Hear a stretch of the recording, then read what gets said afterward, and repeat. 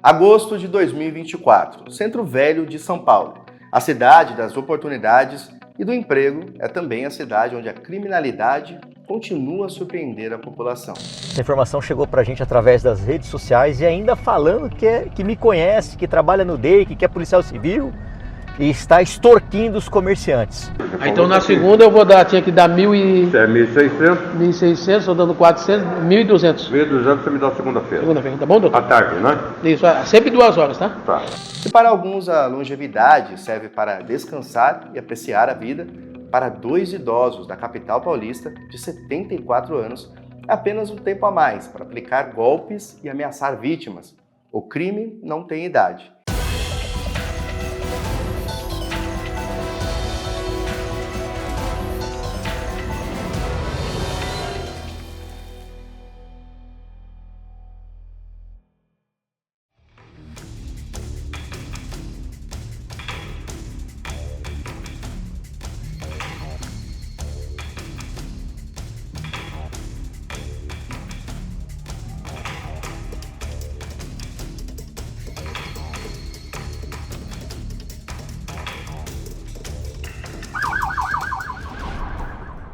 São criminosos contumazes no mundo do crime. Um deles tem mais de 70 anos, acho que os dois, salvo engano, têm mais de 70 anos. Então eles estão no crime praticamente a vida inteira, mais de meio século no crime, cometendo golpes, enganando as pessoas, estelionato, falsificação de documento, falsa identidade. Facilita, né? Você aplicar o golpe ou você exigir dinheiro quando você está agindo de uma forma em grupo. Porque você tem ali como você dividir as informações e dar um fato verídico. Inventar uma situação, uma informação mentirosa é muito mais fácil se alguém estiver validando isso junto com você. Então, quanto mais pessoas estiverem junto com eles, provavelmente tinham, né, a investigação vai prosseguir. Inclusive, eles estão ainda, não foi convertida a liberação deles, né, na audiência de custódia, provavelmente pelo fato deles terem já uma ficha corrida muito longa, né? Então já não é uma coisa de ontem, é uma coisa que já há anos eles estão praticando. O delegado Pavão falou uma coisa muito correta. Provavelmente eles estão praticando esse tipo de crime há mais de 50 anos. E foi quando o juiz realmente identificou todas essas informações e manteve a prisão deles encarcerados, né, após a audiência de custódia. Apesar do estelionato ele ter aumentado significativamente no Brasil nos últimos anos, essa conduta criminal não é comum para pessoas da terceira idade. E um dos elementos dessa prática é a distorção dos valores morais do criminoso que a realiza, algo que não se enquadra com facilidade nessa faixa etária. Nos crimes de extorsão, nós temos ali a pena que vai de 4 a 10 anos. Há uma previsão no nosso Código Penal de que, se for praticado em algumas circunstâncias, nós podemos ter essa pena aumentada, que é o caso justamente aqui, onde aumenta-se de 1/3 até a metade pelo concurso de pessoas e também em virtude do emprego da arma branca, ali no caso, uma faca, se isso realmente se comprovar ao longo da instrução penal.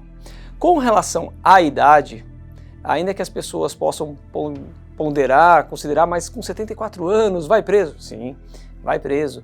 O que nós temos, uma previsão da nossa lei, é que é uma atenuante obrigatória ter uma idade de 70 anos, maior de 70 anos, quando da aplicação da sentença. Como ele já tem 74 anos, eles vão ter uma atenuante. Mas como é que funcionam essas atenuantes ainda hoje na nossa legislação? O juiz primeiro ele vai fixar uma pena que vai de 4 a 10 anos, verificando ali todas as circunstâncias do crime, vai verificar a motivação, as consequências, o comportamento da vítima, os antecedentes, a conduta social e vai chegar num patamar entre 4 e 10 anos. Se ele estiver no patamar mínimo de 4 anos, ele já vai passar para a segunda fase. E aí não tem mais o que reduzir, porque ainda hoje vigora um entendimento no STJ, no Superior Tribunal de Justiça, de que a pena não pode ficar abaixo do mínimo. É um entendimento que provavelmente vai ser modificado. O ministro Rogério Schietti, do Superior Tribunal de Justiça, tem sustentado a possibilidade de nós reduzirmos a pena abaixo do mínimo legal. Mas, se fosse hoje a sentença, provavelmente se aplicaria ali no mínimo e nós passaríamos então por uma segunda etapa, uma terceira etapa na verdade, que seria a análise do aumento de pena pelo concurso de pessoas, que poderia aumentar a pena de 1/3 até a metade. Chegou através das nossas redes sociais, através de uma denúncia. Ele relatou o que estava acontecendo, eu pedi para um assessor ir até lá, e aí nós falamos, não é nosso assessor. Meus assessores, eles andam com um crachá, eles têm um crachá de identificação. E aí a gente começou a orientar esse comerciante, inclusive com a lavratura do boletim de ocorrência, fizemos tudo de maneira legal, conforme manda a lei. Campana, BO, investigação, prisão em flagrante, e agora está à disposição da Justiça. Eles agiam principalmente na área central, chegavam nos comércios e falavam que eram policiais civis delegados do DEIC. E ali eles começavam a perguntar se a pessoa tinha algum problema com a subprefeitura, que se não desse algum dinheiro para eles, eles iriam fomentar a investigação, que eles iam denunciar e pediam dinheiro. Inclusive eles são tão cara de pau que eles pediam dinheiro, inclusive para colocar gasolina na viatura. Eu vou colocar o áudio que eu recebi aqui, ó. Eles vieram aqui e falaram assim, ó, hoje nós queremos comer um contrafilé, coloca na conta do Palumbo, ele falou, o gerente falou, rapaz, deixa o Palumbo saber disso, né? Pois é, então eu vou lá falar para ele que a gente vai pagar o contrafilé que ele deixou na minha conta. Vim pagar o contrafilé que vocês deixaram na minha conta. Vim pagar ele. Revistaram tudo ok? Comeram filé? Tomaram um cafezinho? Eles passam a vida inteira dando golpes e isso é muito comum. Por que é comum? Não é a primeira vez que isso acontece comigo. Uma vez eu estava almoçando com um empresário amigo meu e aí me ligaram os policiais e falaram assim, delegado, tem um indivíduo aqui no posto de gasolina tomando 10 mil reais falando que metade é sua. Eu larguei o almoço lá e fui para lá para prender. Chegando lá já não estava mais, mas a gente tinha qualificação. Aí eu fui até o DEIC, boletim de ocorrência, inquérito policial, mandado de busca e apreensão e mandado de prisão. Eu cheguei para ele e falei assim, ó, você quer roubar, filho? É tua cara, mas por que você está colocando meu nome nisso daí? Eu gosto de você, eu assisto você nos programas aí, eu sou seu fã, você é meu fã e me ferra? Entendeu? Uma certa ocasião também tinha uns indivíduos vendendo arma perto de São José dos Campos, também foram presos. Infelizmente, a corrupção é o grande câncer desse país, não foi a última vez, não foi a primeira, não será a última vez. Crime, na realidade, não tem idade, não tem cor, não tem sexo. Provavelmente eles estão já acostumados a fazerem isso há muitos anos. Então não é uma atividade que se começou ontem, é uma atividade contumaz. Então eles estão ali profissionais do crime, idosos do crime, talvez, no sentido, porque eles têm mais de 70 anos. É uma pena você observar isso dentro de uma condição assim, até um final da vida que a gente espera que ela seja de uma maneira mais confortável. Mas no caso deles, como eles são idosos nesse sentido e já praticam há muito tempo esse tipo de crime, com certeza eles fizeram muitas vítimas, inúmeras vítimas, e teve até relatos de pessoas, nossa, né, quando a gente efetuou a prisão, vocês estão prendendo 2 pessoas idosas. Não, coitados são as vítimas que eles aplicavam os golpes, eles são os bandidos. Isso não pode se reverter, né? Essa inversão de valor não pode existir. E a gente faz o máximo de esforço para tentar fazer com que a lei seja cumprida e que se haja justiça para se defender as próprias vítimas. Os suspeitos atuavam em conjunto. As rugas e cabelos brancos eram um disfarce perfeito para aumentar a credibilidade e ganhar a confiança das vítimas. Depois de se apresentarem de forma amigável, logo mostravam a que vieram. O objetivo deles era manter as vítimas sob ameaça e extorquí-las, conseguindo assim uma fonte de renda permanente. Tem muita gente que fala que é do PCC, né? Muito ladrão aí que fala que é do PCC para crescer, né? Mas nem sempre é verdade isso. Na verdade, o PCC, a cúpula do PCC, ela não quer confronto. Ela quer pagar os policiais corruptos, promotores corruptos, juízes corruptos. Ele não quer a treta. Eles se passam, inclusive, como empresários. Eles andam bem vestidos, carros bons, casas boas. Ele não quer briga com a polícia. Então, dificilmente alguém que é da cúpula do PCC ou que tem um certo poder de mando na organização criminosa, vai falar que é do PCC. Não, eles querem passar o mais desapercebido possível, apesar de ostentarem o tempo todo com mansões, com apartamentos caríssimos, principalmente no bairro de Tatuapé, Ferrari, Porsche, Lamborghini. Eles ostentam, mas tentam fazer a impressão de que são empresários, porque eles têm os comércios dele onde eles lavam dinheiro. E esses daí que são realmente do PCC, não falam para ninguém que é do PCC. E esses Loki aí, igual esses dois senhores de idade aí, eles usam o nome do PCC, mas eles não são de organização criminosa nenhuma. A pessoa que é de bem, que não é policial, ela vai ficar assustada mesmo se você falar que é do PCC. Se o cara falar que é do PCC para mim, eu vou ficar com raiva dele e vou esperar uma brecha para poder prendê-lo. Mas o comerciante, uma pessoa que está ali pagando impostos a vida inteira, e aliás paga muito imposto nesse país aqui, ainda tem que ficar dando dinheiro para esses vagabundos. Estou aqui com a vítima de extorsão. Ele procurou a nossa equipe dizendo que estava sendo extorquido por um indivíduo que ainda falava que era meu amigo, que eu conhecia ele. Falaram que é policial do DEIC, é isso? Pode contar a história para a gente, por favor? Né? E que se propôs, que a gente teve um caso que os hackers invadiram o nosso sistema lá e desviou dinheiro. Aí ele se propôs a ir atrás dos caras, dizendo que era muito amigo do Palumba há 40 anos, trabalhava aqui no DEIC há mais de 40 anos. Aí eu procurei a equipe do pessoal aqui, né, e fiz a denúncia. E graças a Deus, né, ocorreu que no dia de hoje eles, né, foram presos. Mas também se falavam que eles tinham muito acesso à subprefeitura e que não iria nenhuma fiscalização a partir do momento que eles pagassem. E ele começou a forçar isso.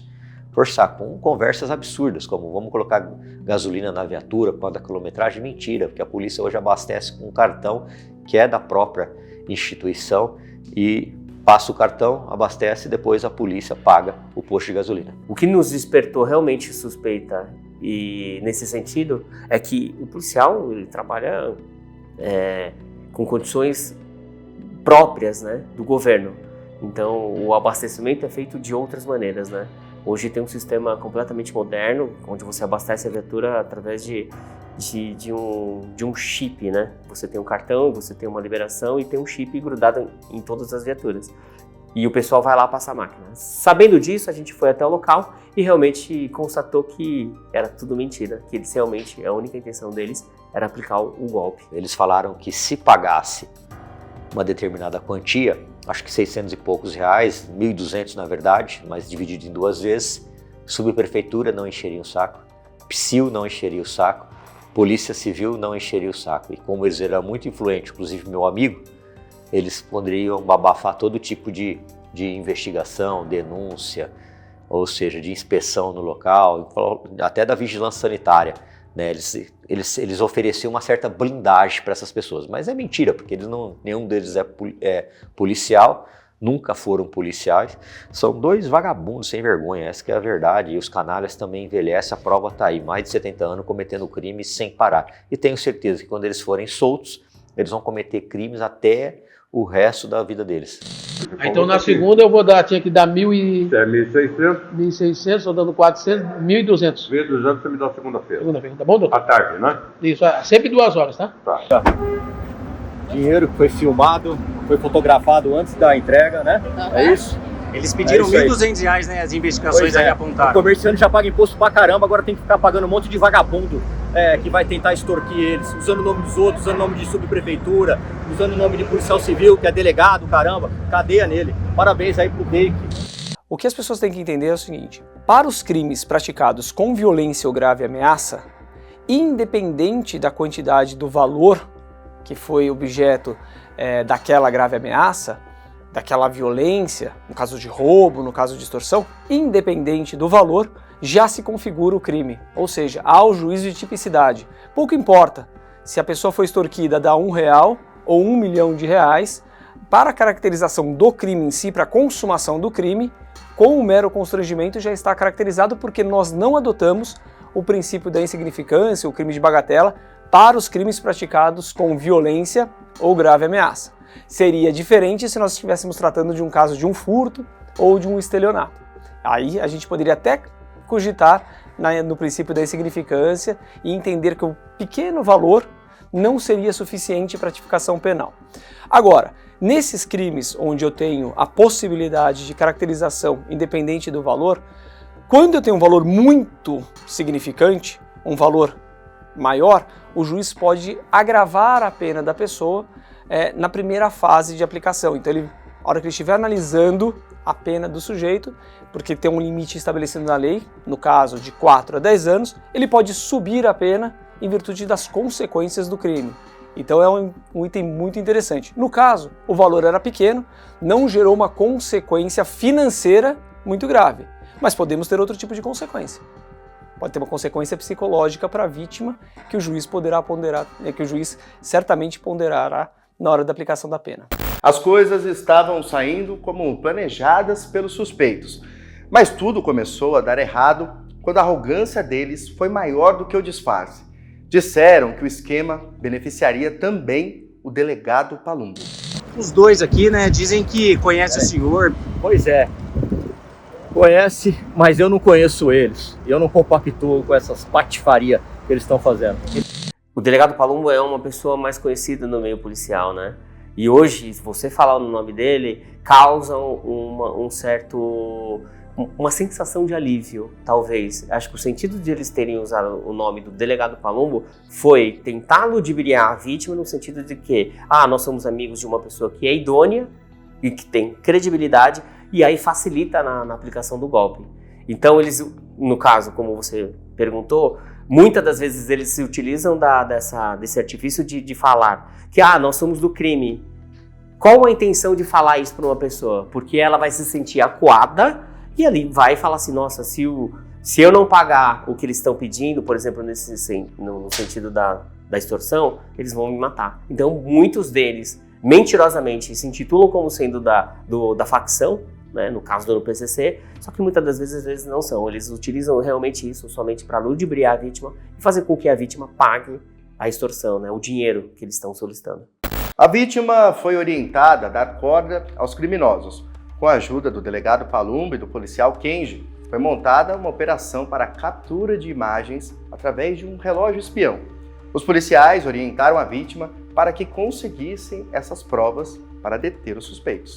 Aí quando ele marcou comigo no Shopping Light, né, eu entrei em contato, né, com o pessoal aí do DEIC, e aí eles marcaram certinho, né, prontamente, né, me deram toda a atenção, né, pessoal muito competente aí, gostei muito do atendimento deles, né, realmente muito inteligente, e acabou dando flagrante dele, né. Graças a Deus é 2 a menos aí na rua para parar de prejudicar, né, a população. Os vídeos são fundamentais. No processo penal, a regra, quem alega tem que provar. Isso é a regrinha que está lá no artigo 156 do Código de Processo Penal. O Ministério Público está alegando que o crime praticado foi de extorsão, um crime grave que é praticado mediante violência ou grave ameaça, e por isso ele tem uma pena elevada, com um aumento de pena ainda pelo concurso de pessoas e o possível uso da arma branca. Os vídeos, se presentes, eles fazem com que o juiz possa voltar ao momento do fato e ter uma perspectiva dentro daquela realidade para a formação do seu juízo de valor. Então a existência de vídeos nesses casos, desde que seja uma prova lícita, é fundamental para verificar no processo quem está falando a verdade. Se nós temos aqueles 2 autores do fato, ou se é a vítima que foi procurar a polícia, que fez as denúncias e que entregou os valores para essas pessoas. Aí ficamos em Campana, porque eu era o maior interessado, né? Estava usando o meu nome. Vai saber lá quantos estabelecimentos comerciais aí ele não falou que estava trabalhando comigo. Então nós ficamos segunda, terça, quarta, quinta, na sexta-feira a gente conseguiu prender, porque a gente teve a informação de que ele estava indo lá pegar a segunda parcela do dinheiro acordado. E aí a gente tem alguns equipamentos, né, de filmagens que a gente pode utilizar. Eu mesmo tenho um relógio que faz gravações ocultas, né, um relógio disfarçado. É um relógio que efetivamente é um relógio, mas ele tem a principal função, que é gravar de uma forma discreta. E a gente fez todo o levantamento lá, a gente, em primeiro contato com o comerciante, ele nos relatou realmente que estava sofrendo uma extorsão, policiais ou falsos policiais, No caso, ele não sabia, a vítima não sabia que eram falsos policiais, né? E quando depois a gente fez o levantamento e efetivamente foi constatado que não eram policiais, né? Eles estavam se passando por policiais. Situação de delegado aqui também, né? Por delegados do DEIC, tá? Situação por delegados do DEIC para extorquir os comerciantes da área. O principal foco nesse tipo de crime é efetuar a prisão em flagrante. Por quê? Porque o crime de extorsão ele é difícil de você dar andamento ou você fazer com que ele seja efetivamente concretizado, né? Porque o crime de extorsão ele começa a partir da solicitação e o exaurimento é a entrega do dinheiro. Mas para que se tenha mais provas é preciso que se haja esse tipo de flagrante. Então a gente acompanhou até efetivamente a gente dar esse flagrante junto com os policiais do DEIC. Esse planejamento foi feito por nós e juntamente com o planejamento junto com os policiais lá do DEIC. Após os criminosos terem sua atuação gravada em vídeo, rapidamente os policiais orientaram a vítima para atrair os suspeitos para uma prisão em flagrante. Não demorou para que um deles ligasse, marcando o encontro no Shopping Light, que fica na República, no centro de São Paulo. Dessa vez, o comerciante não conseguiu gravar diante do nervosismo, mas os policiais entraram em ação. Nossa principal preocupação é, primeiro, claro, dar condições seguras à vítima e até aos policiais que estão ali encampando essa investigação. Formalmente não havia sido feito um boletim de ocorrência. Então, nós orientamos a vítima a fazer um boletim de ocorrência na delegacia. E foi feito um boletim de ocorrência de extorsão lá no DEIC. Após isso, a investigação ela se torna mais oficial, né? Porque a delegacia ela toma conhecimento do fato e a gente faz o acompanhamento. Como nós já tínhamos feito o primeiro levantamento, nós passamos essa informação aos policiais do DEIC e aí efetivamente a gente acompanhou diuturnamente essa questão da prisão. Tinha uma equipe de investigadores do DEIC dentro do estabelecimento comercial na área central, perto do viaduto do Chá.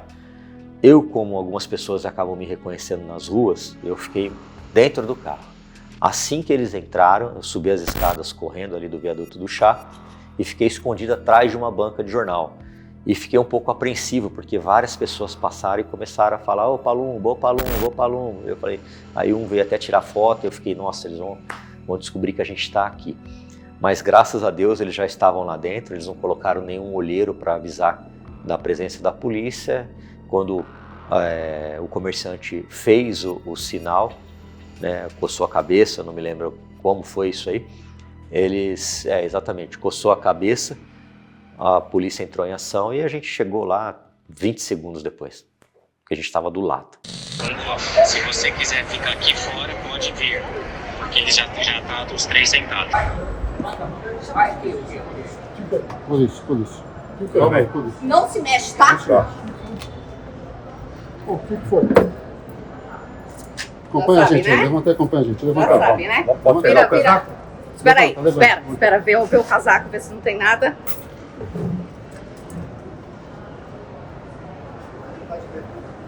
Vem aqui. Passando por delegado. Obrigado, tem documento mesmo. Ah, tá. A gente sabe. Situação de delegado aqui também.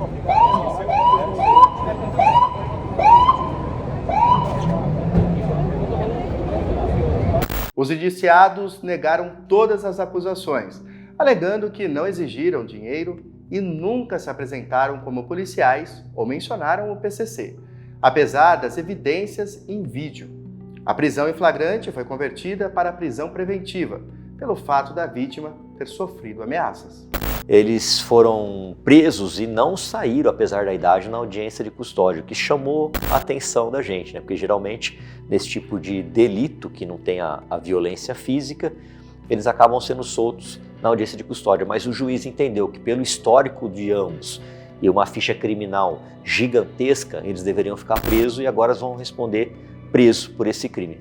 Os crimes presentes nessa faixa etária, eles são um pouco mais de 1% em média, levando em consideração os idosos que se encontram no sistema prisional. Ao tratarmos dos crimes violentos e contra a propriedade, aí sim nós temos um maior percentual, porém sem chegar nem aos 4%. Os tipos de crimes, de delitos mais cometidos, eles se encontram na ameaça, na lesão corporal, no homicídio e no estupro. Esse é um caso muito interessante, principalmente porque os autores são idosos. São 2 idosos de 74 anos e eles estão respondendo porque o Ministério Público já ofereceu a denúncia no dia 2 de setembro e o juiz já recebeu pelo crime de extorsão. Na verdade, o Ministério Público entendeu que foram praticados 4 crimes de extorsão, 3 deles com um concurso de pessoas, por terem sido 2 agentes, e um deles sendo concurso de pessoas e também um emprego de arma branca. Então eles estão respondendo por extorsão. Mas já adianto que a defesa do caso, em peça já dentro desse processo, tem adiantado que não foi o crime de extorsão, que teria sido o crime de estelionato. E esse vai ser o embate que nós teremos neste processo, entre os crimes de extorsão ou se nós teremos no final ali o entendimento de que não foi extorsão, mas foi um crime de estelionato.